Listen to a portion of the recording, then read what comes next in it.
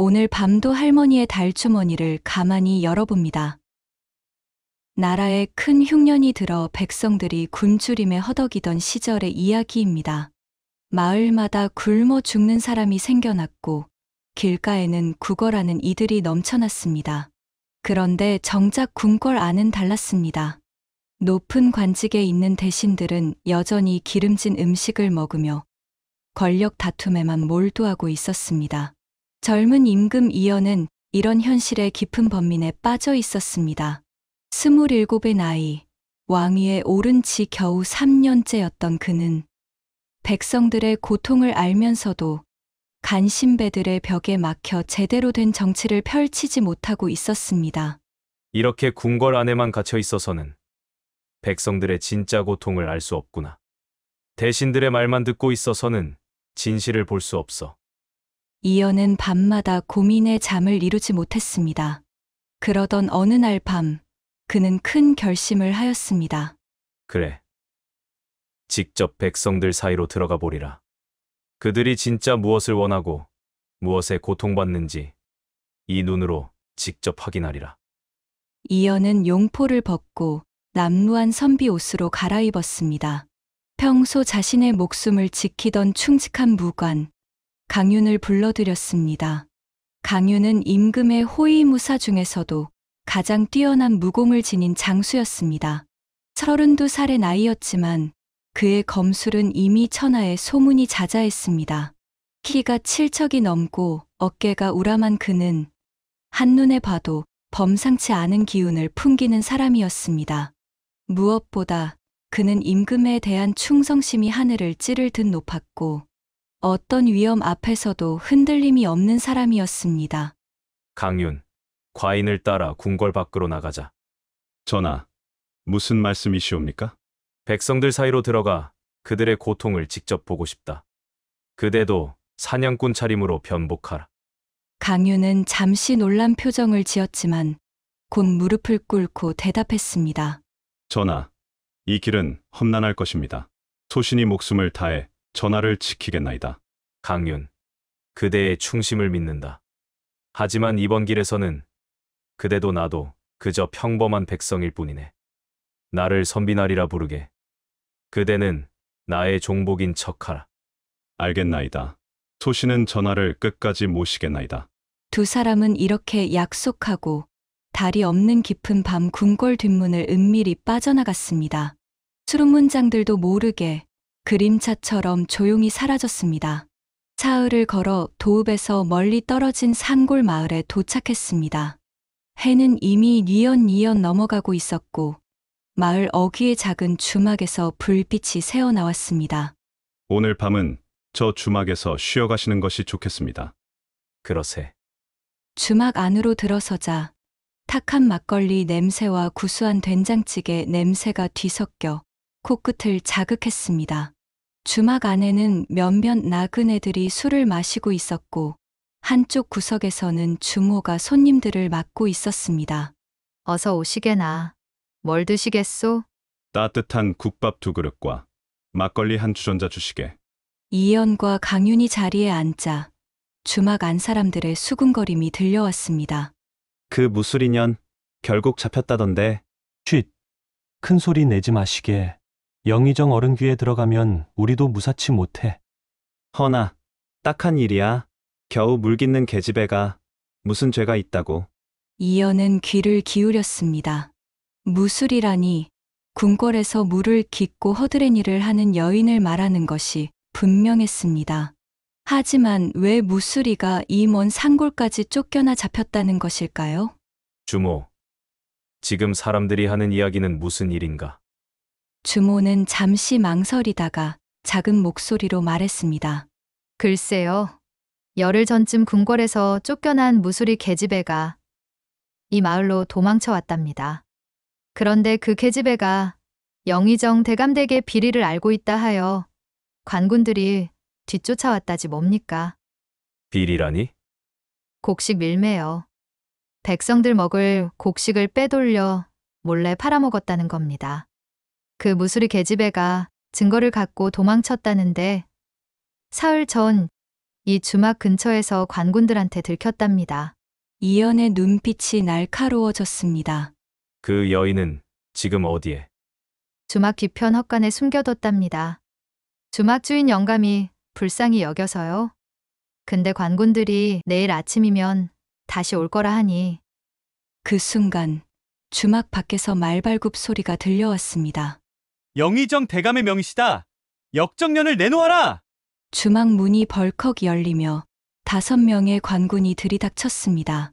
그들은 칼을 빼들고 주막 안 사람들을 위협했습니다. 무술인연이 어디 숨었느냐? 당장 내놓지 않으면 너희 모두 역적으로 몰아 목을 칠 것이다. 주모는 얼굴이 새하얗게 질려 벌벌 떨었습니다. 주막 안 사람들도 모두 숨을 죽였습니다. 바로 그때 이연이 자리에서 일어섰습니다. 잠깐, 관군 양반들. 무슨 죄목으로 한 여인을 잡으려 하시는가? 관군 하나가 이연을 노려보았습니다. 선비 주제의 관가의 일에 참견하려는가? 비켜! 나라의 관군이라면 백성을 보호해야지. 어찌 백성을 위협하는가? 관군이 칼자루를 움켜쥐며 다가섰습니다. 하지만 그 순간 강윤이 벌떡 일어서며 관군의 앞을 가로막았습니다. 내 벗을 건드리지 마시오. 강윤의 눈빛은 차가웠고 손은 이미 허리춤에 사냥칼을 잡고 있었습니다. 관군들은 그의 살기 어린 눈빛에 주춤했습니다. 내일 아침 해가 뜨기 전에 무술인연을 내놓지 않으면 이 주막 사람들 모두 죽을 줄 알아라. 관군들은 험한 욕설을 퍼붓고는 주막을 나갔습니다. 주막 안은 다시 정적에 휩싸였습니다. 주모, 그 무수리가 있는 곳으로 안내해 주시게. 주모는 망설였지만 이연의 진지한 눈빛을 보고는 고개를 끄덕였습니다. 주모는 이연과 강윤을 주막 뒤편 헛간으로 데려갔습니다. 헛간 문을 열자 어둠 속에서 웅크리고 있는 여인의 모습이 보였습니다. 그녀는 남루한 무수리 옷을 입고 있었고 머리는 흐트러져 있었습니다. 하지만 달빛에 비친 그녀의 얼굴은 놀라울 정도로 맑고 아름다웠습니다. 누구세요? 여인은 겁에 질린 목소리로 물었습니다. 그녀의 눈은 맑은 샘물처럼 영롱했고 비록 보른 여위였지만 고운 자태는 감출 수 없었습니다. 두려워 마시오. 우리는 적이 아니오. 이연이 부드럽게 말했습니다. 여인은 조심스럽게 고개를 들었습니다. 저를 도우러 오셨나요? 맞소. 먼저 내 이름을 밝히겠소. 나는 이연이라는 선비요. 그리고 이쪽은 내 벗, 강윤이요. 저는 다나라고 합니다. 다나는 조심스럽게 자신의 이름을 밝혔습니다. 그녀의 목소리는 떨리고 있었지만 그 안에는 묘한 결기가 담겨 있었습니다. 왜 관군들이 그대를 쫓는 것이오? 다나는 잠시 망설이다가 품속에서 낡은 바가지 하나를 꺼냈습니다. 바가지 밑바닥에는 빼곡한 글씨가 새겨져 있었습니다. 이것이 증거입니다. 이연이 바가지를 받아 들고 달빛에 비춰보았습니다. 거기에는 곡식 밀매의 내역이 상세히 적혀 있었습니다. 얼마나 많은 쌀을 언제, 어디로, 누구에게 팔았는지가 날짜별로 기록되어 있었습니다. 영의정을 비롯한 조정 대신들의 이름도 여러 보였습니다. 이건 대단한 증거요. 제가 궁궐에서 물을 깃다가 우연히 들었습니다. 영의정대 관리들이 술에 취해 떠들던 이야기를요. 저는 그 이야기를 듣고 몰래 증거를 모았습니다. 하지만 들키고 말았어요. 다나의 눈에서 눈물이 흘러내렸습니다. 저는 그저 물 깃는 천한 계집입니다. 하지만 백성들이 굶어 죽는 것을 보고만 있을 수 없었어요. 누군가는 진실을 알려야 한다고 생각했습니다. 이연은 깊이 감동했습니다. 이 여인은 자신의 목숨을 걸고 정의를 위해 싸우고 있었습니다. 다나, 내가 그대를 도와주겠소. 이 증거를 임금님께 전하고 간신들을 벌하도록 하겠소. 정말이신가요? 내 이름을 걸고 맹세하겠소. 나 이연은 반드시 그대의 눈물을 닦아주고 정의를 세우겠소. 다나는 이연의 손을 꼭 잡았습니다. 그녀의 손은 차가웠지만 그 안에는 뜨거운 믿음이 담겨 있었습니다. 다음 날 새벽, 세 사람은 주막을 빠져나갔습니다. 관군들이 오기 전에 서둘러 도망쳐야 했습니다. 산길은 험했습니다. 때마침 첫눈이 내리기 시작했고 바람은 살을 애는 듯 매서웠습니다. 다나는 얇은 무수리복 차림이었기에 추위에 떨었습니다. 잠깐. 이연이 자신의 겉옷을 벗어 다나에게 걸쳐 주었습니다. 안 됩니다. 감기에 걸리시면 어쩌려고. 괜찮소. 나는 강한 사람이오. 강윤이 씁쓸하게 웃었습니다.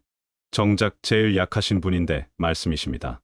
세 사람은 웃음을 터뜨렸습니다. 그 웃음은 추운 겨울 산속에서도 따뜻한 온기가 되었습니다. 길을 가는 동안 이연과 다나는 많은 이야기를 나누었습니다. 다나는 어릴 적 이야기를 들려주었습니다. 그녀는 가난하지만 평범한 농부의 딸이었습니다. 하지만 흉년이 들어 부모님이 병으로 돌아가시고 오빠는 세금을 내지 못해 관가에 끌려가 죽었습니다. 혼자 남은 그녀는 목숨을 유지하기 위해 궁궐의 무수리가 되었습니다. 저는 한 번도 원망하지 않았어요. 제 처지가 비천한 것도 하루하루 힘들게 사는 것도요.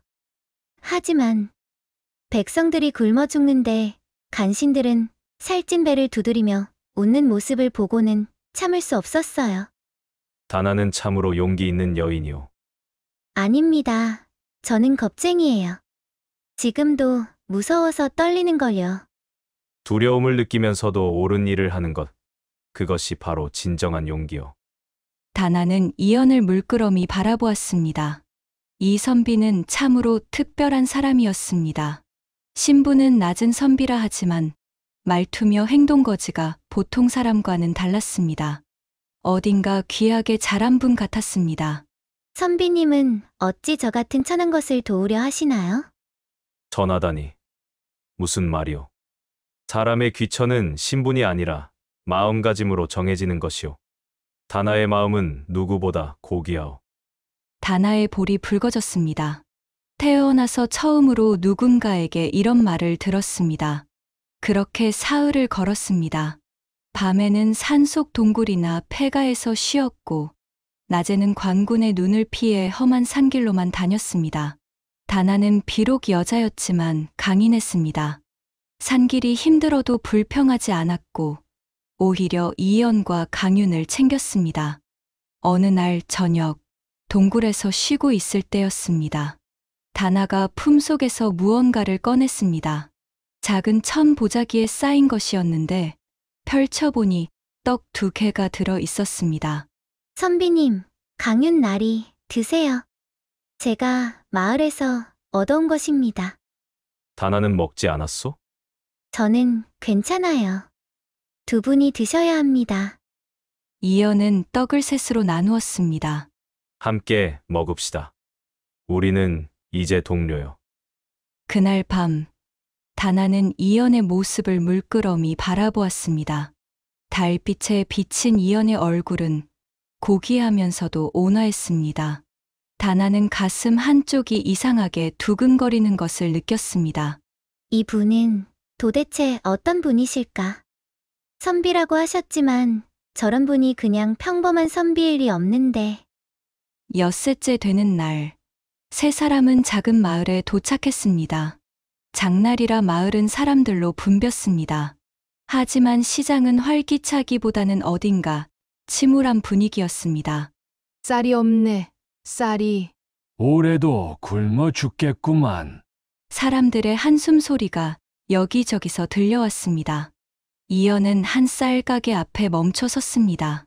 쌀 가마니들이 쌓여 있었지만 가격이 터무니없이 비쌌습니다. 주인장, 쌀값이 왜 이렇게 비싸오? 올해 흉년이 들어서 그렇소. 쌀이 귀하니 값이 오를 수밖에. 하지만 다나는 쌀 가마니를 유심히 살폈습니다. 그리고 주인 몰래 쌀 한 줌을 손에 쥐어 보았습니다. 이상합니다. 무엇이 이상하오? 이 쌀들은 올해 것이 아닙니다. 작년에 수확한 쌀입니다. 어떻게 아오? 쌀알을 보면 알 수 있어요. 새 쌀은 알이 통통하고 윤기가 나지만 묵은 쌀은 알이 부서지기 쉽고 색이 누렇습니다. 이 쌀들은 분명 어딘가에 숨겨두었던 묵은 쌀입니다. 이연의 눈빛이 날카로워졌습니다. 다나는 바가지를 다시 꺼내 살폈습니다. 여기 증거를 보세요. 작년에 빼돌린 쌀이 청산 창고에 보관되어 있다고 적혀 있습니다. 이 마을 이름이 청산마을이에요. 분명 이 근처에 숨겨진 창고가 있을 거예요. 강윤이 고개를 끄덕였습니다. 제가 알아보겠습니다. 강윤은 사냥꾼 복장을 한 채로 마을 뒷산으로 향했습니다. 해질녘이 되어 돌아온 그의 얼굴에는 분노가 가득했습니다. 찾았습니다. 산속 깊은 곳에 커다란 창고가 숨겨져 있었습니다. 안에는 수천 가마니의 쌀이 쌓여 있었습니다. 수천 가만이라니. 그 쌀이면 이 지역 백성들이 1년은 먹을 양이 아니오. 이연은 주먹을 불끈 쥐었습니다. 다나, 그대의 총명함이 이 비리를 밝혀냈소. 참으로 고마운 일이오. 그날 밤, 세 사람은 마을 이장의 도움을 받아 창고의 위치를 확인했습니다. 이연은 다나의 바가지에 적힌 내용과 창고에서 발견한 증거들을 꼼꼼히 비교하며 기록했습니다. 이제 증거가 완벽하오. 도성으로 돌아가 임금님께 이 사실을 알려야겠소. 하지만 다나는 불안한 표정이었습니다. 하지만 영의정의 세력이 너무 큽니다. 혹여 도중에 우리를 막으면 어쩌죠? 이연이 다나의 손을 꼭 잡았습니다. 걱정 마시오. 내가 반드시 그대를 지키고 이 증거를 임금님께 전하겠소. 그대의 눈물을, 백성들의 고통을 반드시 씻어드리겠소. 다나는 이연의 따뜻한 손길에 얼굴이 붉어졌습니다. 가슴 속 깊은 곳에서 처음 느끼는 감정이 피어올랐습니다. 닷새를 더 걸어 도성이 가까워질 무렵이었습니다. 세 사람은 큰 고개를 넘고 있었습니다. 겨울 해가 서산에 기울어 산 그림자가 길게 드리웠고 차가운 바람이 옷깃을 파고들어 뼈까지 시렸습니다. 눈 덮인 산길은 미끄러웠고 발걸음마다 눈이 푹푹 빠졌습니다. 조금만 더 가면 도성입니다. 저 고갯마루만 넘으면 도성의 불빛이 보일 것입니다. 강윤이 앞장서며 말했습니다. 그의 얼굴에도 지친 기색이 역력했지만 눈빛만큼은 여전히 날카로웠습니다. 다나는 이연이 벗어준 겉옷을 꼭 껴안으며 걸었습니다. 그녀의 볼은 추위로 붉게 물들어 있었고 입김이 하얗게 피어올랐습니다. 조금만 더 힘을 내세요. 곧 따뜻한 방에서 쉬실 수 있을 겁니다. 다나가 이연을 격려했습니다. 이연은 다나를 보며 미소 지었습니다. 다나야말로 고생이 많소. 이 험한 길을 함께 걸어주어 고맙소. 아닙니다. 저야말로 선비님 덕분에 살았습니다. 이 정도는 아무것도 아니에요. 세 사람이 고갯마루에 거의 다다랐을 때였습니다. 갑자기 강윤이 멈춰 섰습니다. 그의 손이 허리춤에 칼자루로 향했습니다. 이상합니다. 무엇이 이상한가? 너무 조용합니다. 이 시각이면 산새들이 울어야 하는데 숲속이 죽은 듯 고요합니다. 강윤의 말이 끝나기가 무섭게 사방에서 말발굽 소리가 울려왔습니다. 쿵, 쿵, 쿵. 땅이 울리는 듯한 말발굽 소리가 점점 가까워졌습니다. 그리고 순식간에 수십 명의 관군들이 사방에서 나타나 세 사람을 포위했습니다. 관군들은 모두 갑옷을 입고 칼과 창을 들고 있었습니다. 그들의 옷에는 영의정 댁의 문양이 선명했습니다. 꼼짝 마라! 너희는 역적무리다! 관군들의 우두머리로 보이는 자가 말에서 내리며 칼을 빼들었습니다. 그는 험상궂은 얼굴에 흉터가 있는 사내였습니다. 이연이 침착하게 앞으로 나섰습니다. 역적이라니. 무슨 말씀이오? 우리는 그저 길을 가던 나그네일 뿐이오. 웃기는 소리 마라! 우두머리가 코웃음을 쳤습니다. 영의정 어른의 명령이다! 나라의 기밀을 훔쳐 도망친 역적 무수리와 그 일당을 잡아들이라 하셨다. 우두머리의 눈이 다나에게 향했습니다. 다나는 이연의 뒤로 숨었지만 떨리는 몸을 숨길 수 없었습니다. 저 여자가 바로 역적년이로구나. 그리고 저 두 놈은 역적을 도운 역적 일당이다. 우리는 역적이 아니오. 이연이 목소리를 높였습니다. 입 닥쳐라. 우두머리가 소리쳤습니다. 역적놈들이 말이 많구나. 어서 저놈들을 묶어라. 관군 10여 명이 일제히 달려들었습니다. 그 순간 강윤이 번개처럼 앞으로 튀어나갔습니다. 전하, 강윤은 순간적인 실수로 전하라는 말을 내뱉었습니다. 하지만 재빨리 기침을 하며 목소리를 낮추었습니다. 나리, 다나 씨, 저 바위 틈으로 숨으십시오. 강윤이 이연과 다나를 뒤로 밀며 외쳤습니다. 강윤, 자네 혼자서는 안 돼. 저들이 수십 명이나 되는데. 이연이 강윤의 팔을 붙잡았습니다. 하지만 강윤은 이연의 손을 뿌리쳤습니다. 나리, 지금은 나리와 다나 씨의 안전이 먼저입니다. 강윤의 눈빛이 비장하게 빛났습니다. 그 증거를 반드시 지키셔야 합니다. 백성들을 위해서라도 나리는 살아남으셔야 합니다. 하지만 강윤, 자네는 소인은 괜찮습니다. 강윤이 칼을 뽑아 들었습니다. 석양빛에 비친 칼날이 붉게 빛났습니다.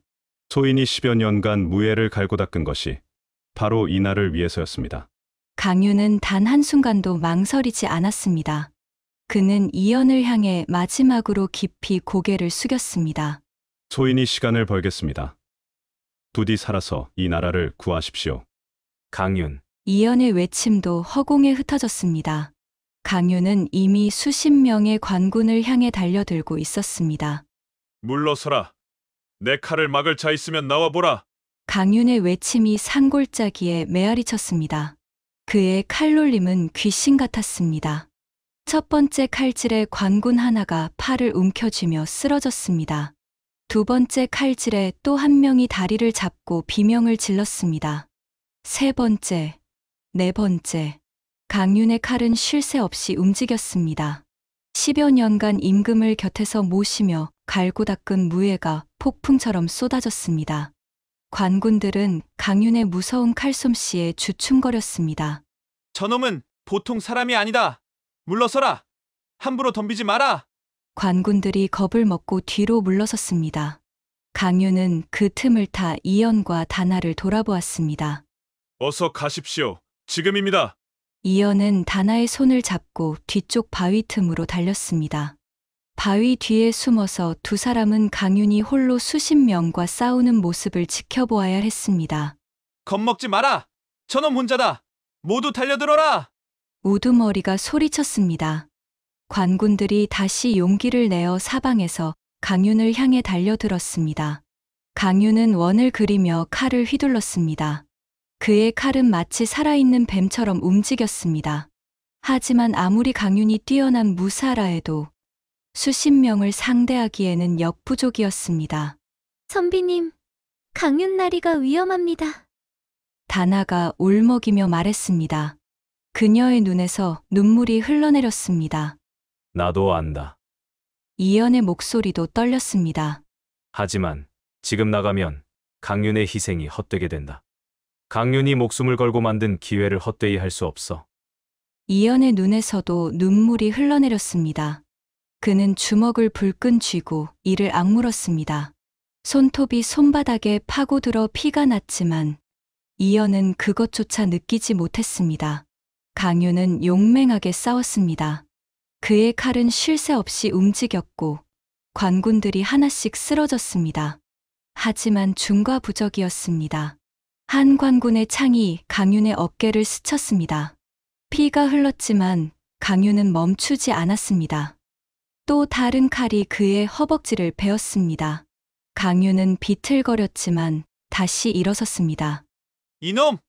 죽어라! 우두머리가 뒤에서 강윤의 등을 향해 칼을 휘둘렀습니다. 강윤은 그것을 느꼈지만 피할 수 없었습니다. 앞에서 3명의 관군이 덤벼들고 있었기 때문입니다. 칼이 강윤의 등을 깊이 베었습니다. 강윤이 신음을 토하며 무릎을 꿇었습니다. 입에서 피가 흘러나왔습니다. 이연이 바위 뒤에서 소리쳤습니다. 다나가 황급히 이연의 입을 막았습니다. 선비님, 들키면 안 됩니다. 강윤은 피를 토하면서도 손을 저었습니다. 그의 눈빛은 여전히 이연과 다나를 향해 있었습니다. 관군들이 강윤을 둘러쌌습니다. 칼이 사방에서 쏟아졌습니다. 강윤은 마지막 힘을 다해 일어섰습니다. 그리고 앞에 있는 관군 하나를 향해 칼을 휘둘렀습니다. 관군이 비명을 지르며 쓰러졌습니다. 이 나라를 부탁드립니다. 강윤의 마지막 말이었습니다. 그는 그대로 수십 개의 칼을 맞으며 쓰러졌습니다. 이연의 절규가 하늘을 찔렀습니다. 다나가 이연을 꼭 안으며 입을 막았지만 이연의 온몸은 떨리고 있었습니다. 다나도 울고 있었습니다. 눈물이 주르륵 흘러 이연의 옷을 적셨습니다. 우두머리가 강윤의 시신을 발로 차며 확인했습니다. 죽었다! 이놈은 끝났어! 그는 주위를 둘러보며 소리쳤습니다. 나머지 놈들을 찾아라! 멀리 가지 못했을 것이다! 저 바위 뒤를 뒤져라! 관군들이 바위 틈을 향해 달려들기 시작했습니다. 이연은 다나의 손을 꼭 잡았습니다. 다나, 뒤쪽 산길로 가야 하오. 두 사람은 바위 뒤편의 좁은 길로 뛰기 시작했습니다. 눈 덮인 산길은 미끄러웠고 어둠이 깔리기 시작하여 앞이 잘 보이지 않았습니다. 여기다! 발자국이 있다! 뒤에서 관군들의 외침이 들렸습니다.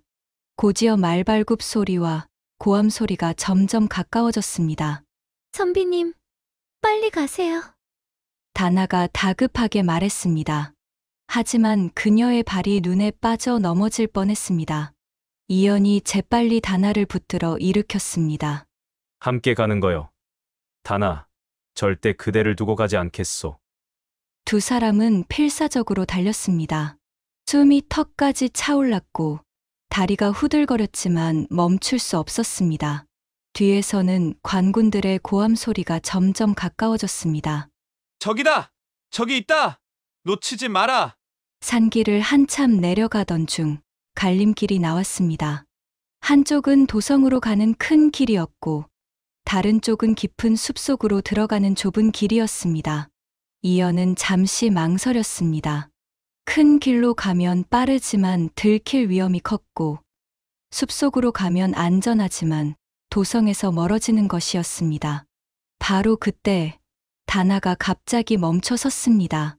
선비님, 왜 그러시오? 빨리 가야 하오.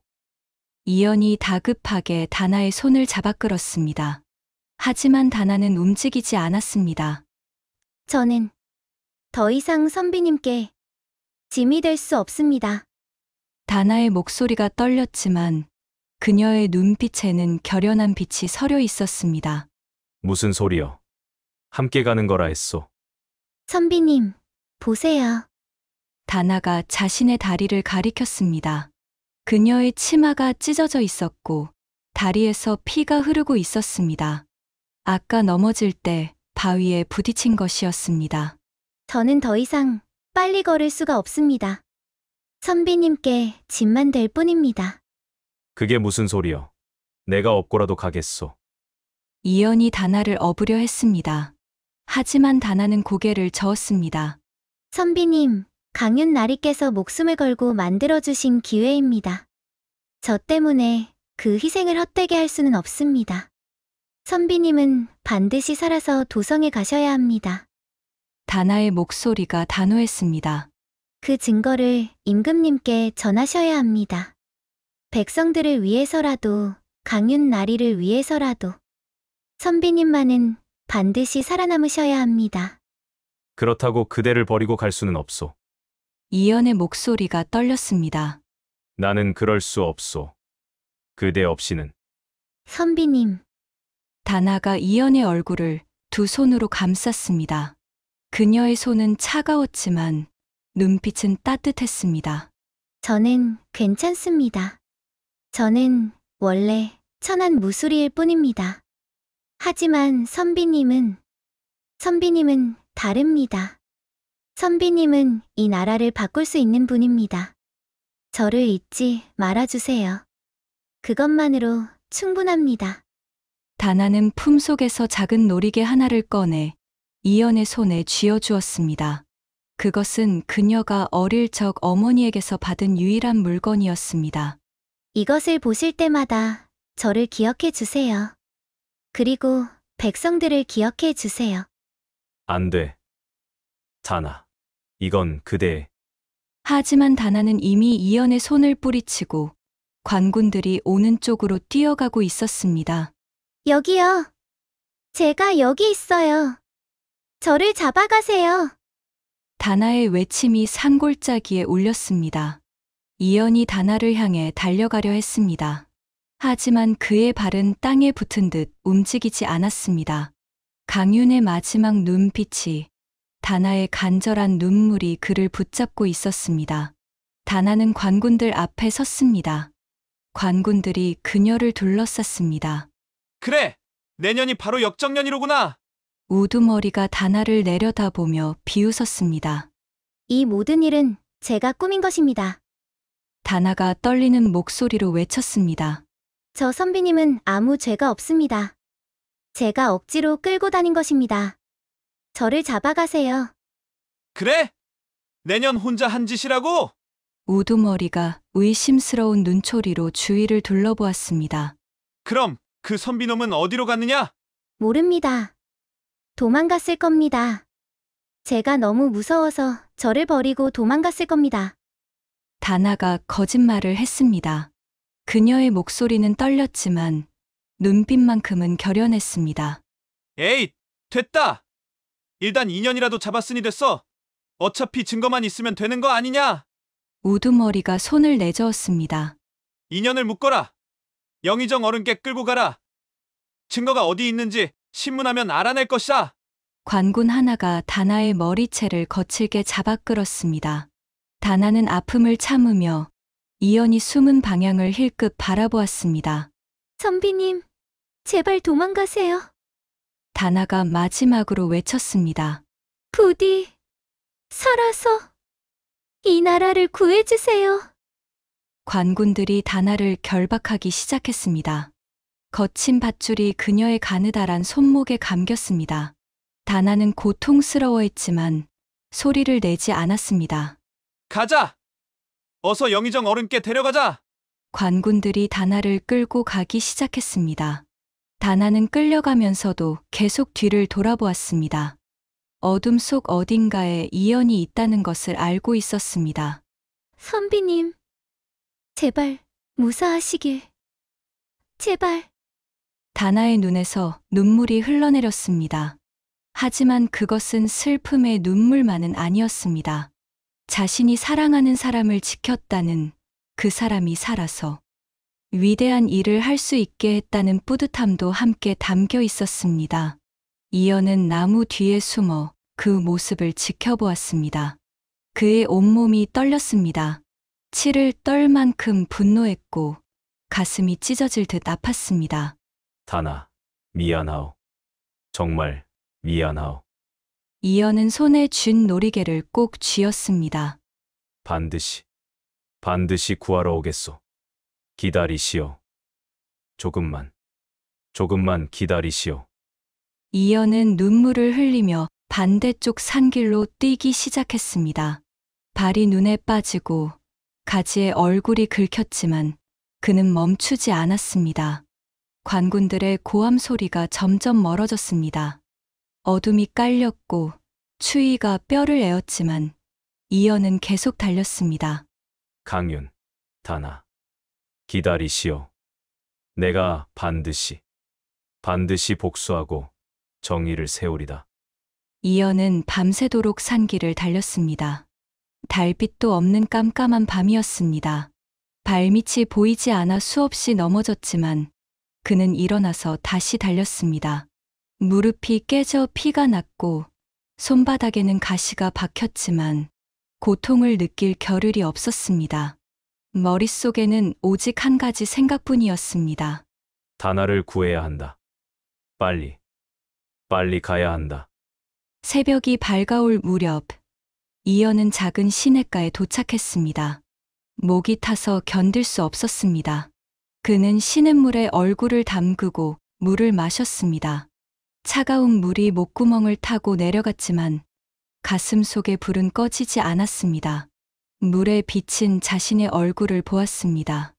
얼굴은 흙투성이었고 머리는 헝클어져 있었으며 눈은 핏발이 서 있었습니다. 하지만 그 눈빛만큼은 결연했습니다. 조금만 더 가면. 이연은 다시 일어나 달렸습니다. 해가 중천에 떠올랐을 때 마침내 도성의 성벽이 보였습니다.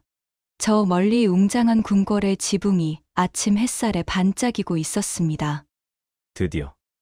드디어 도착했다. 이연은 마지막 힘을 짜내어 도성으로 향했습니다. 하지만 정문으로는 갈 수 없었습니다. 남루한 행색에 자신을 의심받을 것이 뻔했기 때문입니다. 이연은 도성 외곽을 돌아 궁궐의 후문으로 향했습니다. 그곳에는 오직 임금만이 아는 비밀 통로가 있었습니다. 담장 아래 큰 바위를 옆으로 밀자 좁은 통로가 나타났습니다. 이연은 그 통로로 기어들어갔습니다. 통로는 어둡고 좁았지만 이연은 익숙하게 길을 찾아갔습니다. 한참을 기어가자 궁궐 안쪽의 후원으로 통하는 문이 나타났습니다. 이연은 문을 밀고 밖으로 나왔습니다. 전하, 갑자기 누군가 소리쳤습니다. 이연이 놀라 돌아보니 늙은 내관 하나가 서 있었습니다. 그는 이연을 어릴 적부터 돌보아온 김내관이었습니다. 전하, 어찌 이런 행색으로? 김내관은 남루한 옷을 입고 상처투성이가 된 임금을 보고 눈물을 흘렸습니다. 묻지 마시오, 김내관. 지금은 시간이 없소. 이연이 급하게 말했습니다. 명이다. 당장 금군을 소집하라. 그리고 조정의 충신 대신들을 모두 불러 모으라. 예, 전하. 하오나 전하의 행색이 지금 그런 게 중요한가? 어서 하라. 한시가 급하다. 김내관은 황급히 달려가 금군 대장을 불렀습니다. 금군 대장은 이연을 보고 깜짝 놀랐습니다. 전하, 어인일이시옵니까? 궁금한 것은 나중에 물어라. 지금 당장 금군 100명을 소집하라. 예, 전하. 금군 대장이 급히 나가자 이연은 자신의 침전으로 향했습니다. 궁녀들이 그를 보고 놀라서 다가왔지만 이연은 손을 저으며 물리쳤습니다. 아무도 들어오지 마라. 내가 부를 때까지.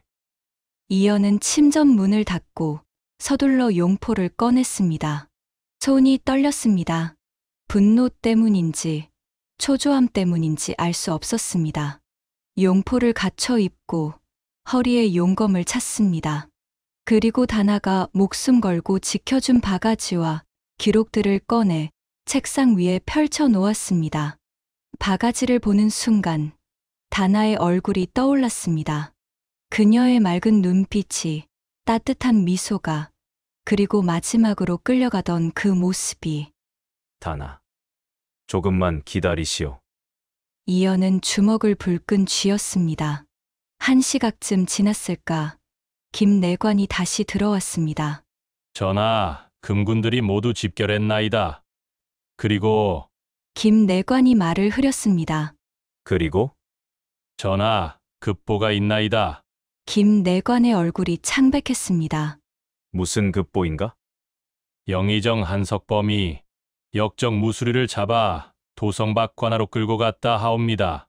이연의 얼굴이 새하얗게 질렸습니다. 뭐라고? 예, 전하. 어젯밤 늦게 잡았다 하옵니다. 지금 관하에서 신문을 하고 있다 하옵니다. 이연의 온몸에서 식은땀이 흘렀습니다. 관하에서 신문이라니 그것은 고문을 뜻했습니다. 어느 관하인가? 도성 서쪽 밖 삼리 지점에 있는 관하라 하옵니다. 원래는 쓰지 않던 곳인데 영의정이 사사로이 쓰고 있는 곳이라 하옵니다. 그곳으로 가겠다. 이연이 벌떡 일어섰습니다. 전하, 아직 용포를 정돈하셔야. 지금 그런 게 중요한가? 이연이 소리쳤습니다. 당장 금군 100명을 이끌고 그 관하로 가라. 내가 직접 가겠다. 전하, 하오나. 어서. 이연의 외침에 김내관이 황급히 나갔습니다. 이연은 다나가 준 놀이개를 꺼내 꼭 쥐었습니다. 다나. 기다리시오. 내가 지금 가고 있소. 조금만 기다리시오. 이연의 눈에서 눈물이 흘렀습니다. 하지만 그것은 슬픔의 눈물이 아니었습니다. 분노의 눈물이었습니다. 한석범. 내 놈이 감히. 이연은 용검을 빼어들었습니다. 검날이 햇빛에 반짝였습니다. 내 놈이 감히 짐의 사람을 해쳤다면 절대 용서하지 않으리라. 도성 밖 관아는 영의정 한석범의 사람들로 가득했습니다. 관아 안 어두컴컴한 방에서는 다나가 결박당한 채 무릎을 꿇고 있었습니다. 그녀의 옷은 찢어져 있었고 얼굴에는 맞은 자국이 선명했습니다. 영의정 한석범은 60이 넘은 노인이었지만 그의 눈빛은 탐욕으로 번들거렸습니다. 그는 다나의 얼굴을 보고는 혀를 차며 음흉하게 웃었습니다. 이런 미인이 궁궐무술이었다니 물을 깃던 계집치고는 참으로 아깝구나. 참으로 아까워. 한석범은 천천히 다나에게 다가갔습니다. 다나는 온몸이 떨렸지만 고개를 들고 한석범을 똑바로 바라보았습니다. 영의정 어른, 인연을 어찌하시겠습니까? 수아가 비굴하게 웃으며 물었습니다. 증거를 훔친 죄로 곤장을 쳐야 하지 않겠나? 하지만 이런 미인에게 곤장을 치기에는 아깝지. 내 저택으로 데려가도록 하자. 천천히 신문하면서 증거가 어디 있는지 알아내야지. 한석범의 말에 수아들이 낄낄거리며 웃었습니다. 그 웃음소리에 담긴 의미를 모르는 사람은 없었습니다. 당신은 백성들의 피와 땀으로 배를 불린 역적입니다. 다나가 떨리는 목소리로 외쳤습니다. 하늘이 알고 땅이 압니다. 당신의 죄악을 모든 백성이 알게 될 것입니다. 인연이 어디서 감히. 한석범이 벌떡 일어나 다나의 뺨을 세게 후려쳤습니다. 다나의 고운 얼굴이 옆으로 꺾이며 입술이 터져 피가 흘렀습니다. 감히 나를 역적이라 부르다니. 내년이야말로 역적이다. 궁궐의 기밀을 훔쳐 도망친 역적년. 한석범은 다나의 턱을 거칠게 움켜쥐었습니다. 다나는 고통스러워하며 몸을 비틀었지만 결박당한 채로는 벗어날 수 없었습니다. 이렇게 고운 얼굴이 참으로 아깝구나. 순순히 증거를 내놓고 나를 섬기면 내 그대를 후하게 대접하리라. 천한 무술이 신세를 벗어나 편안하게 살 수 있을 것이다. 한석범의 손이 다나의 어깨로 향했습니다. 저리 비키시오. 다나가 있는 힘을 다해 소리쳤습니다. 그녀의 눈에는 두려움보다 분노가 가득했습니다. 전 차라리 죽겠습니다. 당신 같은 역적에게 굴복할 바야. 죽겠다고? 허허, 그 고집을 꺾는 것도 재미있겠구나. 한석범이 손짓하자 수아 둘이 다나의 양팔을 잡았습니다. 인연을 내 저택 안채로 끌고 가라. 아무도 들어오지 못하게 하고. 알겠습니다, 어르신. 수아들이 다나를 끌어내려 했습니다. 다나는 온 힘을 다해 저항했습니다. 놓으시오. 놓으라고요. 조용히 못해? 수아 하나가 다나의 머리채를 잡아 끌었습니다. 다나는 비명을 지르며 발버둥 쳤습니다. 바로 그때 관아 밖에서 무언가 소란스러운 소리가 들렸습니다. 뭔 소리냐? 한석범이 인상을 쓰며 물었습니다. 그 순간 저 멀리서 말발굽 소리가 천둥처럼 울려왔습니다. 처음에는 작았지만 순식간에 거대한 파도처럼 밀려왔습니다. 쿵, 쿵, 쿵. 땅이 흔들릴 듯한 말발굽 소리였습니다. 저것이 무엇이냐? 수아가 창밖을 내다보며 소리쳤습니다. 금군입니다. 금군이 몰려옵니다. 한석범이 황급히 창가로 달려갔습니다. 관아 밖 길에는 수십 명의 금군이 찬란한 갑옷을 입고 말을 타고 달려오고 있었습니다. 그리고 그 선두에는 한석범의 얼굴이 새하얗게 질렸습니다. 선두에는 황금빛 용포를 입은 한 사람이 백마를 타고 달려오고 있었습니다. 햇살에 반짝이는 용포, 허리에 찬 용검, 그리고 손에 든 황금 용패. 임금이다! 수하들이 공포에 질린 목소리로 외쳤습니다. 다나도 창밖을 바라보았습니다. 저 멀리서 말을 타고 오는 사람의 얼굴이 점점 가까워졌습니다. 선비님? 다나는 믿을 수 없다는 표정으로 눈을 크게 떴습니다. 그 얼굴은 분명 이연 선비였습니다. 산길을 함께 걸으며 이야기를 나누던, 자신에게 겉옷을 벗어주던, 떡을 나눠 먹던 바로 그 사람이었습니다. 하지만 지금 그는 찬란한 용포를 입고 있었습니다. 왕만이 입을 수 있는 그 황금빛 용포를. 아니, 설마. 다나의 입술이 떨렸습니다. 이연은 관아 마당에 말을 세웠습니다. 100명의 금군이 일제히 말에서 내려 관아를 포위했습니다. 이연의 얼굴에는 지금까지 본 적 없는 분노가 가득했습니다. 그의 눈빛은 칼날처럼 날카로웠고 온몸에서는 임금의 위엄이 뿜어져 나왔습니다. 문을 열어라! 이연의 목소리가 천둥처럼 울렸습니다. 금군들이 일제히 관아 문을 박차고 들어왔습니다. 한석범의 수하들은 칼을 뽑아들려 했지만 금군들의 살기 어린 눈빛에 움직일 수조차 없었습니다. 이연이 관아 안으로 성큼성큼 걸어 들어왔습니다. 그의 뒤를 금군 대장이 따랐습니다. 한석범이 황급히 무릎을 꿇었습니다. 수하들도 모두 땅에 엎드렸습니다. 전하, 이게 어찌 된 일이옵니까? 소신은 다만 역적을 잡아들인 것뿐이옵니다.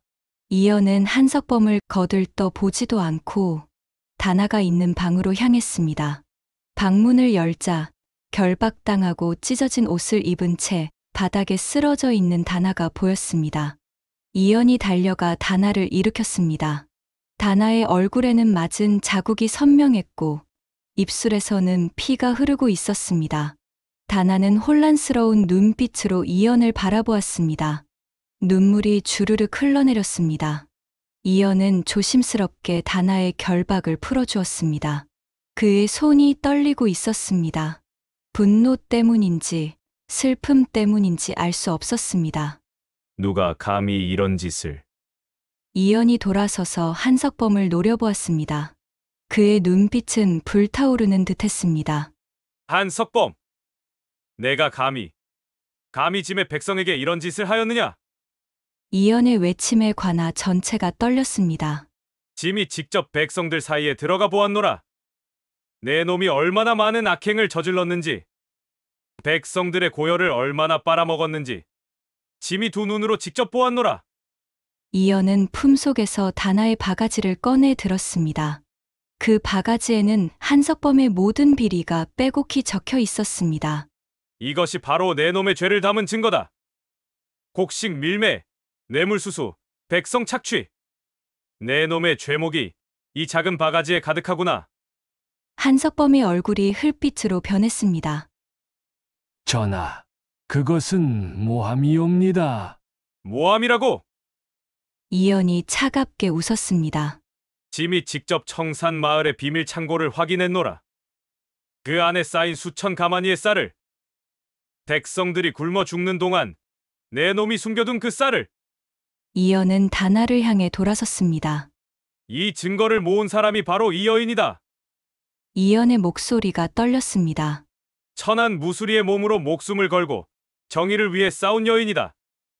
내 놈 같은 간신배들이 백성을 괴롭히는 것을 보고 참지 못해 혼자서 증거를 모았다.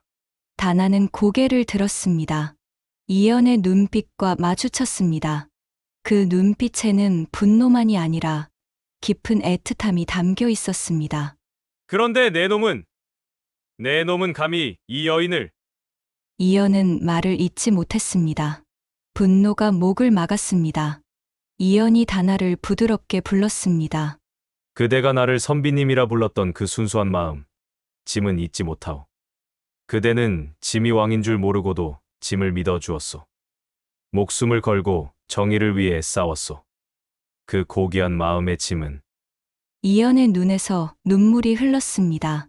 미안하오, 다나. 짐이 조금만 더 빨리 왔더라면. 아닙니다. 전하, 다나가 고개를 저었습니다. 전하께서 오셨습니다. 그것으로 충분합니다. 이연은 다나의 손을 꼭 잡았습니다. 그리고 천천히 한석범을 향해 돌아섰습니다. 한석범, 이연의 목소리는 차가웠습니다. 얼음장처럼 차가웠습니다. 짐이 맹세했소. 다나의 눈물을 닦아주고 정의를 세우겠노라고. 이제 그 맹세를 지키려 하오. 이연은 손을 들어 용패를 높이 쳐들었습니다. 한석범, 그리고 내 놈의 일당들 모두 역적죄로 다스린다. 백성을 괴롭히고 나라의 곡식을 훔치고 선량한 백성을 모함한 죄 당장 잡아들여라. 전하, 살려주십시오. 한석범이 땅에 엎드려 애걸했습니다. 소신의 죽을 죄를 용서하여 주십시오. 용서라고? 이연이 한석범을 내려다보았습니다. 내 놈이 괴롭힌 백성들에겐 누가 용서를 구하느냐? 내 놈 때문에 굶어 죽은 아이들은 누가 살려내느냐? 이제 와서 용서를 빈들 무슨 소용이랴? 금군들이 일제히 달려들어 한석범과 그의 수하들을 결박했습니다. 끌어내라. 의금부에 가두고 모든 죄상을 낱낱이 밝혀라. 한석범의 비명이 관아 밖으로 멀어졌습니다. 관아 안은 고요해졌습니다. 이연은 다나에게 돌아섰습니다. 다나는 여전히 바닥에 주저앉아 있었습니다. 그녀의 어깨가 떨리고 있었습니다. 이연이 무릎을 꿇고 다나와 눈높이를 맞췄습니다. 이제 괜찮소. 그 아기는 벌을 받을 것이오. 다나는 고개를 들어 이연을 바라보았습니다. 눈물이 볼을 타고 흘러내렸습니다. 저는 전하께서 그저 선비님이신 줄만 알았습니다. 알고 있소. 용서하여 주십시오. 용서라니. 무슨 말이오? 이연이 부드럽게 웃었습니다. 내가 그대에게 용서를 구해야 마땅하오. 오히려 짐이 그대를 속인 것이오. 짐의 신분을 숨긴 채 그대 곁에 있었으니 말이오. 이연은 다나의 손을 잡았습니다. 하지만 그 덕분에 짐은 알게 되었소. 그대의 진심을. 그대는 짐이 왕이어서가 아니라 그저 이연이라는 사람이어서 믿어주었소. 그것이 짐에게는 가장 소중한 것이었소. 다나의 눈에서 눈물이 더욱 쏟아졌습니다. 저는 선비님을. 다나는 말을 잇지 못했습니다. 이연은 조심스럽게 다나를 일으켜 세웠습니다. 일단 궁궐로 돌아가십시다. 그대의 상처부터 치료해야 하오. 그날 이후 조정은 크게 바뀌었습니다. 한석범과 그의 일당들은 모두 조사를 받았고 그들의 죄상이 하나씩 드러났습니다. 의금부에서는 한석범의 저택을 수색했습니다. 그곳에서 엄청난 양의 금은 보화와 곡식, 그리고 수십 권의 장부가 발견되었습니다. 장부에는 10여 년간 빼돌린 곡식의 양과 뇌물을 주고받은 기록이 상세히 적혀 있었습니다. 이것이 바로 백성들이 굶주린 이유였구나. 이연은 장부들을 보며 주먹을 불끈 쥐었습니다. 한석범은 결국 유배형을 받았습니다. 그의 재산은 모두 몰수되어 백성들을 위해 쓰였고 그와 결탁했던 관리들도 모두 벼슬에서 쫓겨났습니다. 그들이 숨겨두었던 창고의 곡식들은 모두 백성들에게 나누어졌습니다. 청산 마을뿐만 아니라 전국 곳곳에 숨겨진 창고들이 발견되었고 그 안에 곡식으로 굶주리던 백성들이 살아날 수 있었습니다. 백성들의 환호성이 전국에서 울려 퍼졌습니다. 이연은 또한 강윤의 유해를 정중히 거두었습니다. 강윤이 쓰러진 그곳에 가서 눈물을 흘리며 그의 시신을 직접 안았습니다. 그대는 짐의 목숨을 구했소. 그대가 없었다면 짐은 이 자리에 없었을 것이오. 이연은 강윤에게 충무라는 시호를 내렸습니다. 충성스럽고 용맹하다는 뜻이었습니다. 강윤의 무덤 앞에는 큰 비석이 세워졌습니다. 비석에는 이렇게 새겨졌습니다. 여기 나라를 위해 목숨을 바친 충신 강윤이 잠들다. 그의 충성은 해와 달처럼 빛나고 그의 용맹은 산과 강처럼 영원하리라. 이연은 강윤의 가족들을 찾아 극진히 보살폈습니다. 강윤에게는 늙으신 어머니와 어린 동생이 있었습니다. 이연은 그들에게 넉넉한 집과 땅을 하사하고 평생 걱정 없이 살 수 있도록 했습니다. 한 달이 지난 어느 날, 이연은 다나를 불렀습니다. 다나는 그동안 궁궐의 별채에서 지내며 상처를 치료하고 있었습니다. 얼굴의 상처는 거의 나았지만 마음의 상처는 아직 아물지 않은 듯했습니다. 다나, 앉으시오. 이연이 부드럽게 말했습니다. 다나는 조심스럽게 자리에 앉았습니다. 전하께서 부르셨다 하여. 그대에게 물어보고 싶은 것이 있어. 이연은 잠시 망설이다가 입을 열었습니다. 짐은 그대를 짐의 여인으로 맞이하고 싶소. 다나는 놀란 눈으로 이연을 바라보았습니다. 전하. 그러나 저는 천한 무수리의 몸입니다. 그대의 신분이 천하다니. 그렇지 않소. 이연이 고개를 저었습니다. 그대의 마음은 누구보다 고귀하오. 그대는 목숨을 걸고 정의를 위해 싸웠소. 그 용기와 지혜가 이 나라를 구했소. 전하. 짐은 그대를 사랑하오. 이연의 목소리가 떨렸습니다. 산길을 함께 걸으며 이야기를 나누던 그때부터 짐은 그대에게 마음을 빼앗겼소. 그대가 짐을 선비님이라 부르며 순수하게 대해 주었던 그 마음이 좋았소. 그대의 총명함과 용기가 좋았소. 그대의 모든 것이 좋았소. 다나의 눈에서 눈물이 흘렀습니다. 저는 전하께서 그저 선비님이신 줄만 알고 있소. 그래서 더욱 소중한 것이오. 그대는 짐의 권력이나 지위를 보고 짐을 대한 것이 아니었소. 그저 이연이라는 사람을 보고 믿어주었소. 이연은 다나의 손을 잡았습니다. 하지만 짐은 강요하지 않겠소. 그대가 부담스럽다면 그대의 마음이 준비될 때까지 기다리겠소. 다나는 한참을 고민했습니다. 그녀의 마음은 복잡했습니다.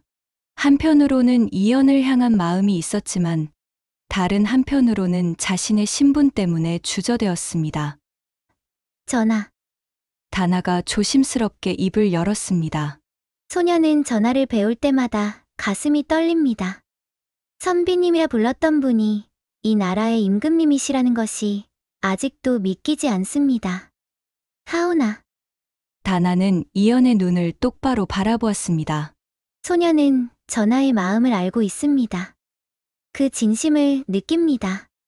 소녀가 비록 천한 몸이오나 전하의 은혜에 보답하며 살고 싶습니다. 소녀, 전하를 모시겠습니다. 이연의 얼굴에 환한 미소가 번졌습니다. 그는 다나의 손을 더욱 꼭 잡았습니다. 고맙소, 다나. 짐의 곁에 있어 주어서.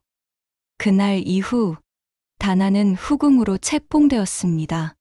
그녀의 궁궐 생활은 예전의 천안 무수리 시절과는 완전히 달랐지만 다나는 높은 지위에 오르고서도 교만해지지 않았습니다. 그녀는 여전히 소박했고 백성들의 고통을 잊지 않았습니다. 이연은 다나를 단순한 후궁이 아닌 자신의 정치적 동반자로 여겼습니다. 그는 밤마다 다나를 찾아가 백성들의 이야기를 들었고 다나는 현명하고 통찰력 있는 의견을 제시했습니다. 다나는 자신의 경험을 바탕으로 헐벗고 굶주린 백성들을 위한 구휼 정책을 마련하는데 큰 도움을 주었습니다. 그녀가 궁궐 밖에서 겪었던 고통과 지혜는 이연의 정치를 더욱 단단하게 만들었습니다. 이연은 다나에게 받은 가르침과 강윤의 희생을 거울 삼아 폭정을 일삼던 간신배들을 완전히 몰아내고 오직 백성을 위한 정치를 펼쳤습니다. 흉년으로 고통받던 백성들은 점차 삶의 희망을 되찾았고 나라는 안정을 찾아갔습니다.